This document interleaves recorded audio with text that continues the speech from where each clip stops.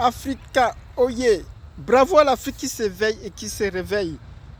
De quoi est-ce que nous allons parler aujourd'hui? Nous allons parler de la montée en puissance de l'armée malienne. La montée en puissance de l'armée malienne. Donc, si vous êtes intéressé d'en savoir davantage, mettez-nous déjà des pouces. Abonnez-vous, cliquez sur la communication pour ceux qui ne sont pas encore abonnés. Pour ceux qui sont déjà abonnés, vous savez ce qu'il vous reste à faire, c'est de partager cette vidéo. Partagez cette vidéo pour qu'on construise une communauté plus apte à s'éveiller et se réveiller. À se réveiller et s'éveiller.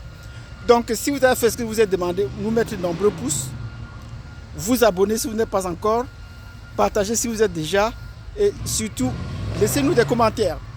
Donc, nous avons dit que nous allons parler de la montée en puissance de l'armée malienne. C'est une deuxième vidéo que nous faisons à la suite pour parler de la montée en puissance de l'armée malienne. Après avoir acquis les équipements depuis un certain temps et qu'elle continue d'en acquérir, parce qu'elle n'est pas encore arrivée au terme du contrat qu'elle a eu avec la Russie pour s'approvisionner, mais ce n'est pas la seule source. Parce que le Premier ministre malien l'a dit, ils achètent les armes sur leurs propres ressources. Et ils ont un programme d'achat des armes sur le long terme. Et ce n'est pas seulement la Russie qui leur approvisionne en armes. Donc, ils sont dans la phase d'approvisionnement en armes. Et avec l'attaque ou avec la conquête, le début de la conquête de Kidal, à qui nous disons bravo pour le courage, l'armée malienne sort enfin de sa réserve. On a vu l'armée malienne dire qu'elle va aller soutenir le Burkina, et le Liptako Gourma et le Niger, mais on ne les a pas encore vus en action sur le terrain. Donc cette fois-ci, quand ils se disent qu'ils vont reconquérir Kidal, nous leur disons bravo, parce que là c'est un vrai exercice en nature, vrai. Parce qu'on a attaqué l'armée, on a attaqué le peuple, il y a eu 46 morts et le gouvernement a décrété 3 jours de deuil national. Mais la reprise n'était qu'une contre-attaque. Donc ça c'est pour la première fois que l'armée malienne, avec toute sa puissance, a décidé de prendre des initiatives et d'aller reconquérir son territoire en commençant par la base des terroristes qui se trouvent à Kidal. C'est vrai que pour les autorités maliennes qui vont aller à Kidal, c'est une force, c'est une espèce de force qu'il faut engager parce que le président le président français vont à Kidal, mais ils y vont comme une scène de promenade. Mais pour les autorités maliennes, c'est une épreuve de force. Donc nous leur disons bravo pour cette épreuve de force. Ils sont entrés à Kidal, mais est-ce qu'ils vont y rester pendant longtemps? Oui, ils sont partis pour rester et les combats ne font que commencer. Donc nous leur disons bravo. Bravo parce que là, le pays va commencer à retrouver sa pleine souveraineté sur tout son territoire. Et là, ce serait un signe parce qu'il faut arrêter que les Français se replient donc sur le territoire.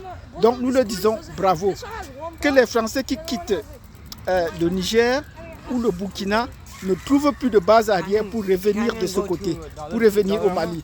Donc nous leur disons bravo parce qu'ils ont lancé l'initiative au bon moment, au bon moment et à une période bien indiquée de couper les Français de toutes les bases. Et là, ils mettent l'armée française en vagabondage dans tout le Sahel. Oui, l'armée française en vagabondage. Puisque maintenant, ce qui est sûr, les Français vont quitter le Niger, mais ne pourront pas rentrer en France parce qu'ils n'ont pas été recrutés cette base. C'est la Légion étrangère qui vit régulièrement en Afrique. Donc, les acheminer au Bénin, c'est où ils vont faire comme d'habitude. Ils vont demander à squatter au Bénin pour un temps, mais c'est où ils vont demeurer. Parce que Talon ne peut pas les chasser. C'est la même chose qu'ils ont fait au Niger. Ils ont dit qu'ils venaient au Niger se redéployer en attendant de trouver une base et ils sont restés depuis près de 10 ans. C'est la même chose qui va se passer pour le cas du Bénin. Ils ne peuvent pas s'installer au Nigeria, au moins là c'est sûr. Ils ne peuvent pas s'installer au Nigeria, mais ils vont s'installer au Bénin. Même si on envoie, l'armée française est en train d'envoyer le matériel au port de Lagos, nous sommes en train de constater que l'armée malienne est en train de se préparer davantage pour cette guerre qui aura lieu au Niger. Ne vous en faites pas, nous pensons notre point de vue et c'est notre souhait que la guerre au Niger ait lieu. Et la guerre aura lieu parce que connaissant déjà les Français, dans leur façon donc de préparer la guerre, comme c'est en Irak, on a dit qu'on ne veut pas faire la guerre, mais on est en train de préparer la guerre. Les Français continuent de préparer la guerre et attendent le bon moment. Mais qu'ils ne se trompent pas. quand les Nigériens vont envoyer des missiles sur Lagos, ou quand on va tirer des missiles de Bamako directement sur Abidjan, là on comprendra que la guerre a pris une autre tournure. On ira les chercher dans les bases où ils attaquent le Niger. C'est ainsi que le Litako Gourma se mettra effectivement en place. Donc nous leur disons bravo et beaucoup de courage. Nous leur souhaitons toute la force nécessaire pour venir à bout le plus rapidement possible de ces terroristes et qu'on organise la transition, qu'on organise le développement du peuple et qu'on organise la paix dans toute la sous-région. Bravo au Litako Gourma, bravo au Mali, bravo au Burkina, bravo au Niger. Nous sommes très fiers de ce peuple qui a décidé de prendre son destin en main.